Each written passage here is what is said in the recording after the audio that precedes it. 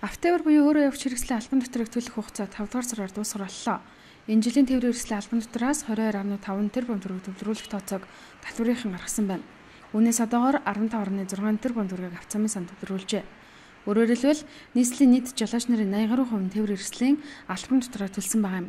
Харин татвараа төлөөгүй тээврийн хэрэгслийн онцлогоонд хамруулаагүй үлдсэн жолооч нарыг замын хөдөлгөөнд оролцох эрхийг нь хязгаарлаж, холбогдох бичиг баримтыг нь замын цагдаагийн хураан авч торгуул ногдуулна. Мөн замын хяналтын камеруудыг гүйлгэн хянж татвар төлөөгүй тээврийн хэрэгслийн жолооч хаягийг олж шаардлага өргүүлэх юм байна.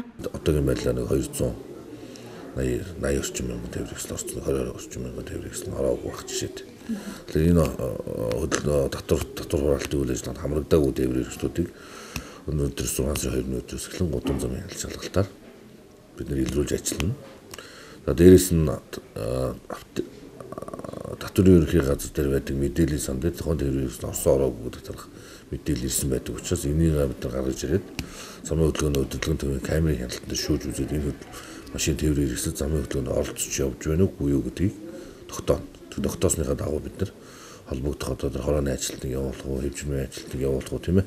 Замын системийн ажилтнаа өөрөө очих уу гэх байдлаар тухайн татвар хураалтын үйл ажиллагаа хамруулжаагүй тээврийн хэрэгсэл төр хариуцлага тооцож ажилласан юм төлөвлөгөө. Татвар төлөх хуулийн хугацаа дууссан учраас нэмэлт цэгүүдийг буулгаж байна. Харин хугацаанд татвараа төлөөгүй жолооч нар дүүргийнхээ татварын газар болон Дүнжин гар худалдааны төвд 6 дүүргээс ажиллаж байгаа.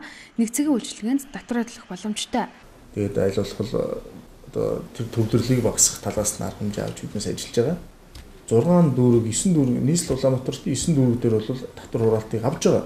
Өнөөдөр бид бүгд авч байгаа. Иргэн та одоо бол төлөөгүй бол одоо өнөөдөр ч гэсэн очиж төлөх бололцоо байгаа. Нийслэл бүртгэлтэй 480 орчим мянган тээврийн хэрэгсэл байдгийн 300 мянган тогтмол хөдөлгөөнд оролцдог байгаамаа. Харин үлдсэн 100 мянга орчим тээврийн хэрэгсэл нь эвдэрсэн, ашиглагдахаан байсан. Эсвэл орон нутгийн иргэдэд худалдсан зэрэг шалтгаанаар замын хөдөлгөөнд оролцоогүй байдаг байна.